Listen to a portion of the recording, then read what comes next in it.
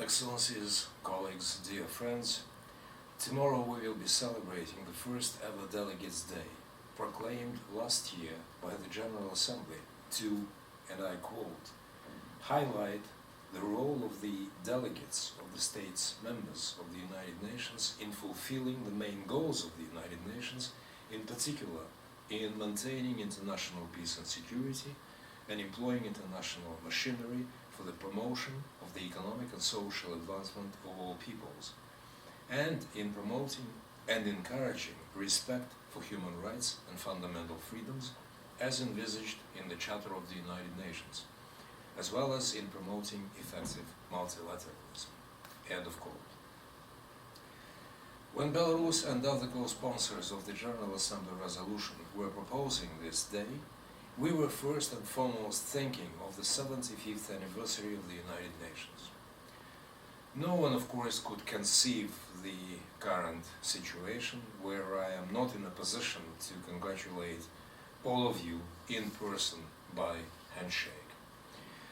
Some might even say and ask whether it's appropriate to divert the attention of the United Nations in these stressing circumstances from the pandemia that the world is facing. My answer is yes. It is not only appropriate, it is indeed necessary. And this is not a diversion. Nowadays, thanks to the human ingenuity, we can continue our work from the safety of our homes and our missions.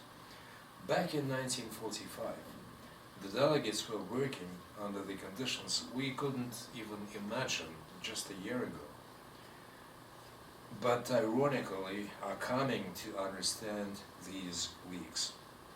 We can't expect any reinforcements from the capital the next morning by transatlantic flight. We can't afford the luxury of diving into working groups, ad hoc working groups, formal informals, and informal informals.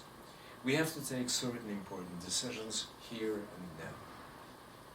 As Stephen Schlesinger put in his seminal book, Act of Creation, and I quote, the organization was automatically associated with dreaded research reports, tedious academic works, lengthy and unread studies, boring surveys, and otherwise worthy but neglected white papers. End of quote. Nowadays, we are forced to focus on things which are really pressing. And the most important things really tend to be very, very simple, probably the simplest ones. Peace, solidarity, trust. The UN Charter names all of these.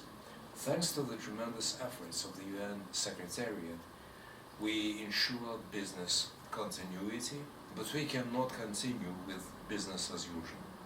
We are bound to restart the so much needed broad dialogue on peace, trust, and confidence.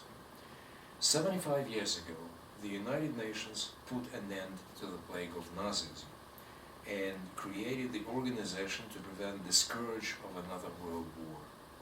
If history can teach us anything, then it is this. United, we can handle any plague. The message is very simple. It is our duty to those who conceived the United Nations when the war was raging around the world, not only to deliver the message broad and wide, but to live by it. And my final remark. Of course, the duty of a delegate, any delegate, is to represent his or her state, and through it, the people it stands for. It would hardly be possible, though, without the spirit of camaraderie, understanding, and respect the United Nations community has created through these decades. My congratulations, therefore, go to you, fellow delegates, past, present, and future, to you, rarely noticed yet indispensable Secretariat staff, but first and foremost to those we are here to serve, to the United Nations, to the nations united.